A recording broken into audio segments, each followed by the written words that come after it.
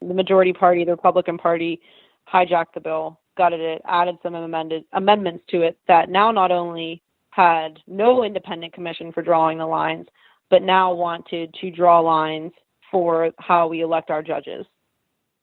So because it's viewed as a retaliation bill, right? Because, they're angry that the congressional lines were redrawn and upheld by, the Pennsylvania Supreme Court, which several sitting Republican electeds in Harrisburg wanted to impeach the Supreme Court in Pennsylvania because of this ruling. So we literally saw a great bill go to garbage very quickly. And then to add insult to injury, add that we wanted to gerrymander, the way we elect our judges instead of having people vote on them across the state. I would like to say that we're in a good place here with getting the lines from the state redrawn, but it's clear. And I think one thing I've learned, as a candidate and just as a constituent of being more, engaged and active, is that when you're dealing with people that don't care about doing the right thing, you can't negotiate with them. So if people are willing to rig, the system or stack the deck so that they always win and they don't have any shame in that, it's very difficult to, have some sort of collective, collaborative effort. And I think, I feel really terrible for all the people, all the volunteers from Fair Districts PA who, stood at polls and took petition signatures to get this legislation support and, volunteered their time and energy and for a very long time contacting all the electeds. And then what?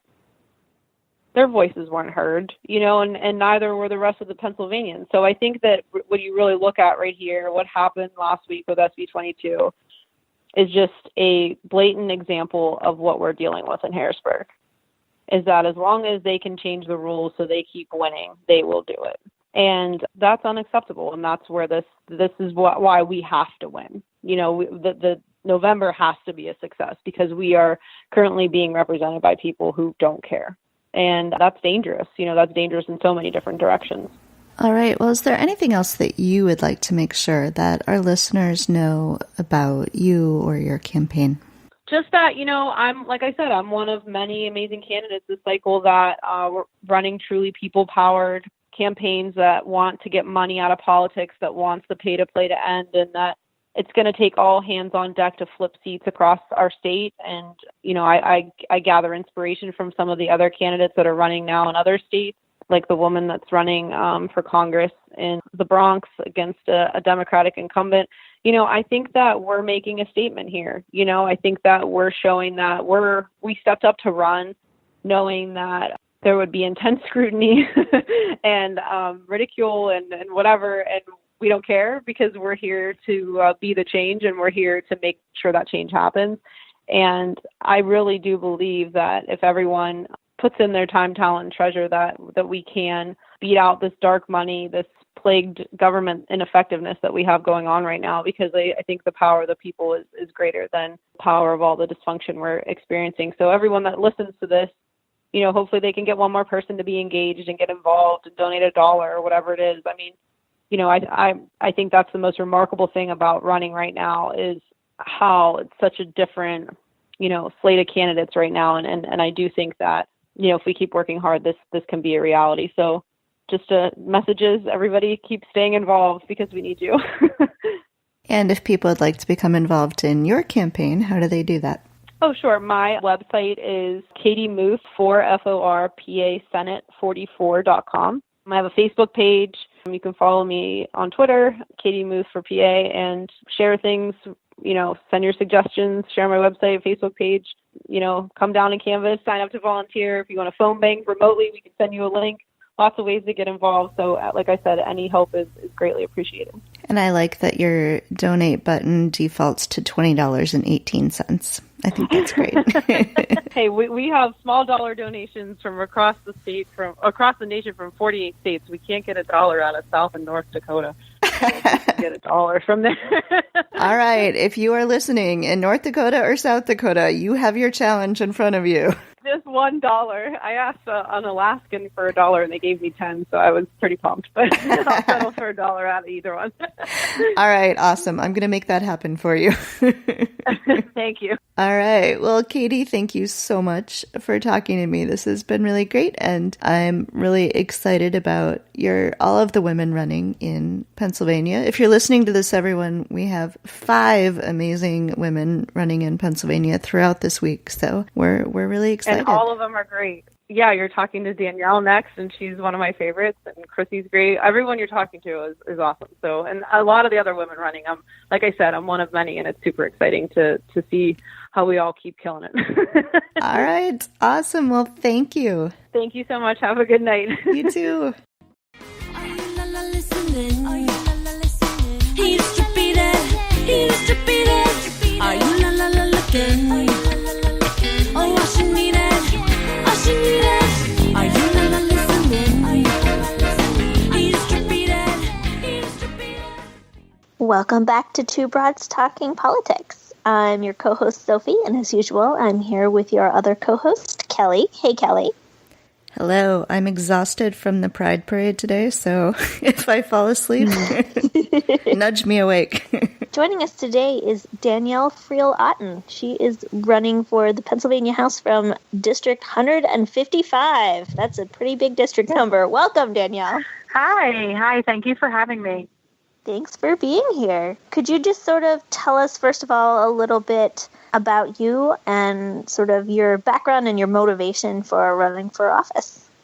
Sure. So I am running for Pennsylvania State House in District 155, and the way that I became interested and involved in this endeavor is because my family has been dealing with a local problem in our community called the Mariner East Project, which is a build-out of oil and gas infrastructure, specifically of 3 pipelines that are carrying highly volatile natural gas liquids that are odorless, colorless, heavier than air, and under 5 times more pressure than traditional natural gas that we're used to heat our homes or to fuel our cars. And these pipelines are going within feet and sometimes even inches of homes, nursing homes, 40 schools across Pennsylvania, and specifically 40 feet from the backyard where my 2 kids play. So learning about this project and everything that has led us to this point, one thing that I've learned is that Pennsylvania is the only state in the entire country where something like this could happen, because we're the only state in the nation that does not regulate our oil and gas industry. We are also the only oil and gas producing state in the country that does not have a severance tax, which means that these operators are exporting our natural resources, and they do pay an impact fee that covers some of the land that they're destroying in the process, but mainly they're not really paying taxes to take these natural resources and export them to Europe for the production of plastic. So, over the last 4 years, my family has been learning a lot about, our local political scene and who does what. I always say that I've spoken to every person who represents me, from our township supervisors on up to the governor. And I've just learned how underrepresented we are and how much money has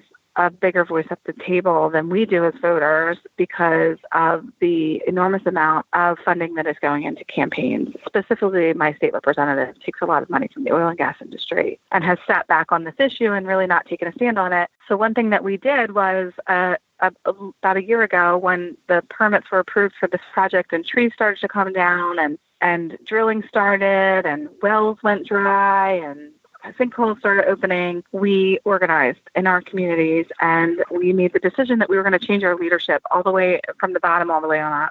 And so we organized last year, and we elected new municipal leaders up and down the line throughout Chester County and Delaware County. And in my township specifically, we changed our entire board of supervisors from Republicans to Democrats for the first time ever in history. And so we were able to really make change by knocking on doors and talking to our neighbors and helping people to understand the stake that they have in the things that are happening in our community and how important it is to be engaged in local politics. And so that was my entry into this whole world. And after the elections in the fall, I was asked to consider running for the state house seat. And so after understanding how much change I could make by getting involved, I really felt that this was an important step to take for my family and for my community. And I'm really excited to be here. I'm wondering if you could tell us a little bit about the 155th district. I believe it's around Philadelphia, and it seems like it's trending pretty. It used to be sort of a Republican stronghold, and now it's sort of starting to flirt with the Democrats. So could you tell us a little bit about your district and sort of what it's like there? Yeah, I mean, this is a district that has always been Republican. Actually, I shouldn't say that. 20 years ago, there was a Democrat in the seat. But for the first time in 20 years, we're really seeing a change in the landscape here. And we're seeing both Democrats becoming more engaged, and we're seeing Republicans who are willing to step over the line, very specifically because of local issues, but also because of national issues. People who are just really fed up with money driving the political conversations, with inhumanity in the way our government is operating, with schools that are just increasingly not having enough funding. And so, I actually, when I was getting my petition signatures back in February, I had Republican neighbors that were like chasing me down the street, telling me they wanted to sign my petition. And, I was like, you have to change your party to do that. But people are ready for change. They want to see people who are not interested in the political games and who are interested in really representing people. And so we saw a huge change in Chester County in 2017. We picked up 4 county row office seats that we didn't even know if we could pick up one. And so township supervisor seats flipped up and down Chester County and Delaware County.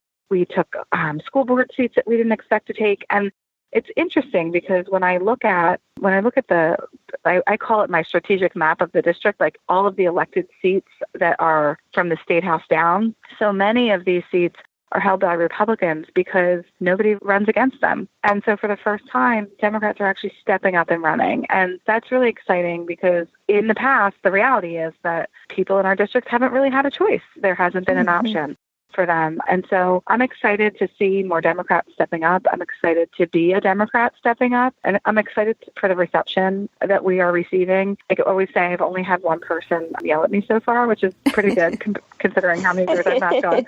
One thing about our district specifically is that we are the #1 surge voter district in the state of Pennsylvania. And what that means is that in 2017, we had the largest number of voters come out to vote in a municipal year, in an odd year, than any other district in the state of Pennsylvania. And that group of people was 2-to-1 Democrats to Republicans. So Democrats are engaged here, they're motivated, and they're coming out. And we saw a repeat of that in the primary where we won our primary election by 82% of the vote. And more importantly, we saw an increase in Democratic voter turnout in the primary by 35% in this district, which is huge for a primary and a midterm. So we're excited. We're really excited. We're excited to see these numbers. We're excited to know that we have people here who are engaged and they're ready. They're ready to make change, and they know that they have a stake in the game.